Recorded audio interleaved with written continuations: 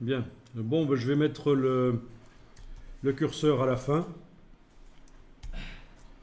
Et on va créer un événement, un déclencheur. Donc, on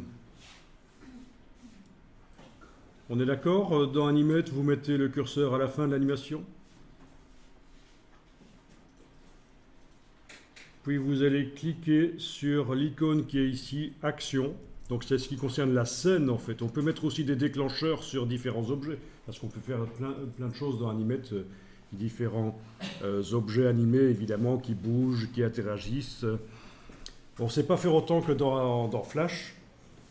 Dans Flash, on pouvait faire de l'animation de personnages, mais dans Animate, ça devient un peu plus difficile parce que c'est limité par les performances de l'animation HTML5.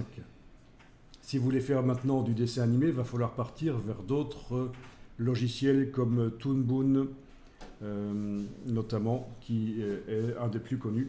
Donc ne vous attendez pas à faire des animations de personnages dans Edge Animate. C'est juste des animations d'éléments pour des sites web ou des publications, des effets accordéon, des choses comme ça, quoi. Des effets d'opacité. On peut aller loin, mais pas autant qu'avec Flash. Ah oui, il faut aussi se méfier de quelque chose, c'est que ça peut marcher sur l'ordinateur.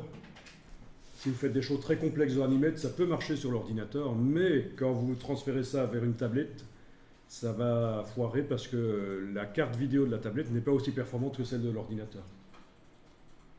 Donc même si vous utilisez sur l'ordinateur le simulateur de tablette, hein, il y a un simulateur de tablette de Adobe, ça va marcher, mais sur la tablette, ça ne marchera plus. Il faut être raisonnable, ce n'est pas pour faire des choses extrêmement complexes, ce n'est pas pour refaire la Reine des Neiges en HTML5. Donc je clique là-dessus, ça va insérer une action, ok, on peut fermer, parce qu'en fait elle y est là, l'action. Si vous bougez le curseur, maintenant vous la voyez, elle est là. Je vais mettre ici, pour le symbole, lecture, lire. Voilà, donc ici, lecture, lire. Ok. Et en fait, ça se met à l'endroit où il y a le curseur, mais vous pouvez le déplacer après, parce qu'en fait, vous lisez au départ du début, en fait, évidemment, cette scène.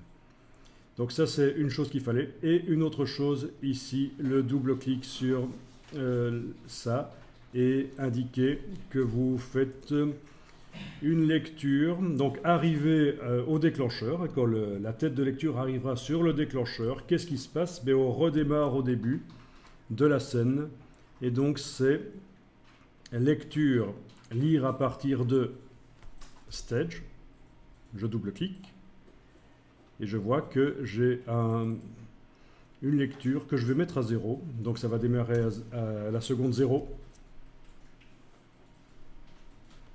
Je fais mon contrôle retour chariot sur le PC, commande retour chariot sur le Mac. Ça lit.